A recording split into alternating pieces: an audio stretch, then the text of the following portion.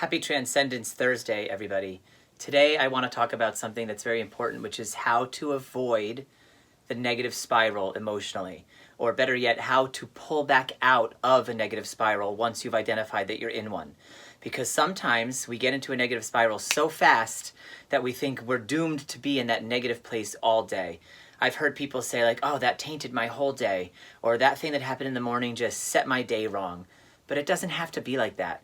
We have the power always, in every moment, in every second, to choose our state of being, to try to be who we prefer to be despite the circumstances of the outside world. Stoic philosophy has taught me a lot, and it's very misunderstood because Stoic philosophy, people seem to think that Stoic philosophy or that being a Stoic means that you don't feel anything. And in fact, the opposite is true. A Stoic, the philosophy of a Stoic and a Stoic practitioner is one who actively seeks understanding of everything they feel.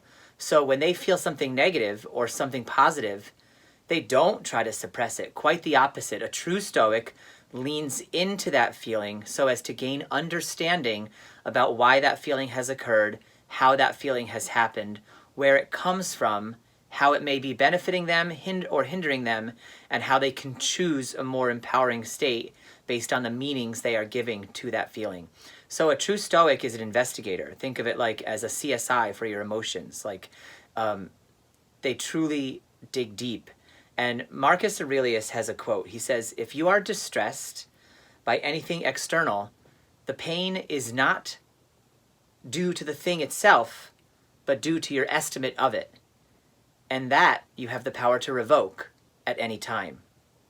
What he's talking about here is assigning meaning. This is something we've talked about in other videos. In the yogic traditions, they also say that the external circumstances are meaningless and they only have the meaning we give to them. Stoic philosophy has the same understanding. So the negative things that are happening in your world or in your life are only negative because you're defining them as such. Okay?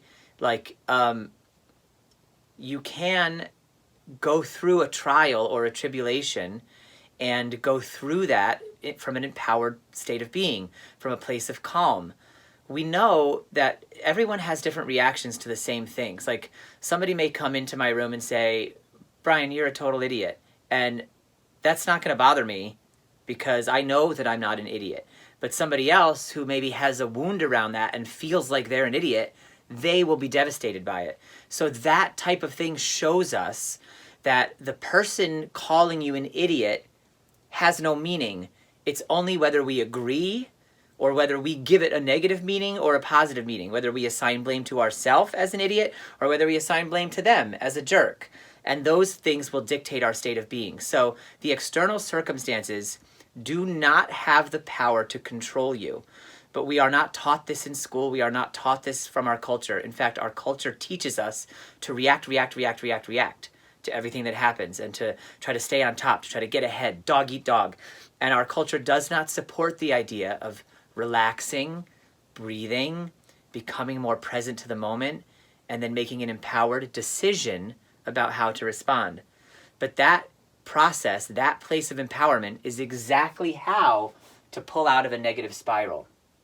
There's 4 steps here in order to pull yourself out of a negative spiral. The first one is to identify the negative feelings. Identify what you're going through. I feel angry. I feel wounded. I feel sad. Whatever it is, and just own it.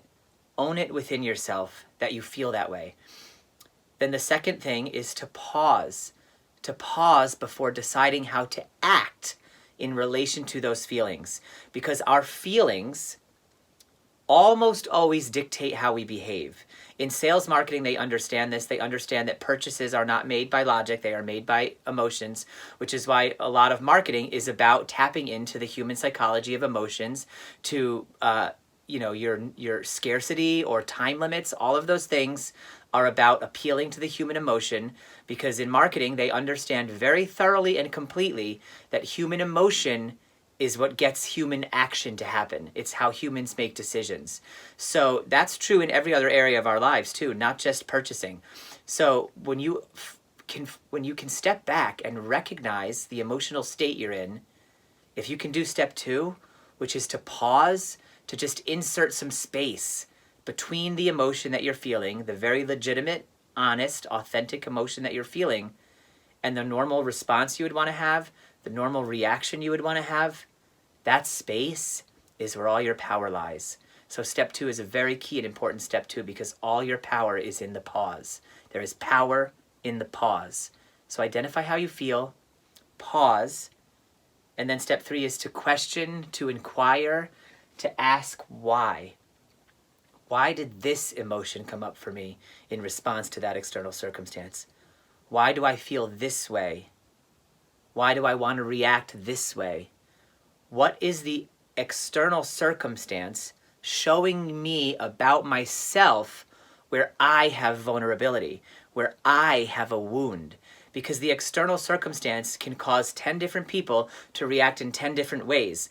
That shows us the external circumstance is not the cause of your specific and individual reaction. What is the cause is your meaning to that external circumstance, or your wounds, the places where the external touches on stuff where you're already sensitive.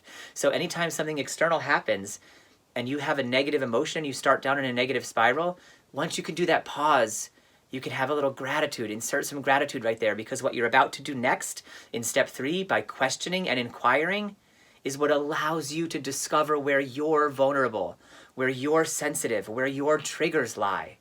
And once you discover those, you can move into step 4, which is to not resist, to lean into the feeling. Because when you lean into those feelings, step 1 is just about feeling the feelings. Feeling the feelings without a full understanding of where they are and what they're coming from.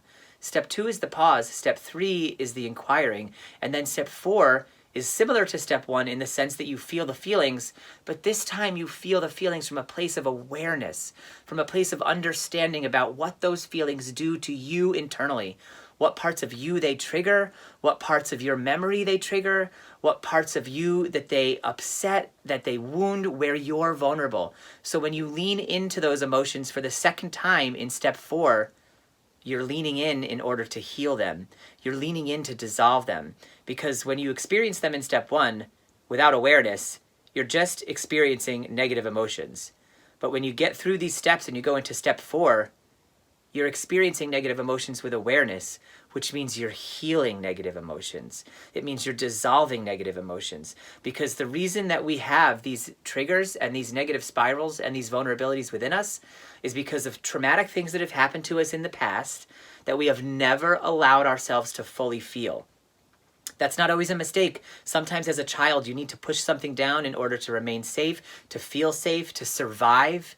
But now that we're in adulthood, and we are living our lives and we're trying to go through our day, each negative thing that happens that causes a reaction within us, that causes a trigger, that causes a wound, it's not actually the cause of that wound. It's just picking on a wound that's already there. And when we come to it from that understanding, we can take those past traumas, those inborn parts of us now that are wounded and not healed, and we can feel them, fully experience them this time with awareness of what they are, where they come from, and the fact that they do not need to be part of our identity going forward.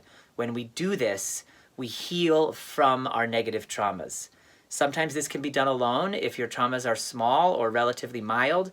If you have deeper traumas, then as you go through this process, you may need to do step 4 with another person, with a compassionate, calm, and curious friend, or with a mental health professional. But I promise that as you go through these levels, these steps to become aware and to lean into your negative emotions, don't fear them, don't resist them, don't suppress them now anymore, but lean into them. You will go through them. And when you go through stuff, you come out on the other side. It's only when we avoid stuff that we become victim to that same thing again and again and again. So it's tough to go through stuff. I want to say, I know what you're going through. But when you go through it, you come out on the other side, okay? That's how you pull out of a negative spiral. That's how you heal trauma. I trust you, humanity. Do these steps. Let me know in the comments how it goes for you, and I'll see you in the next video. Much love.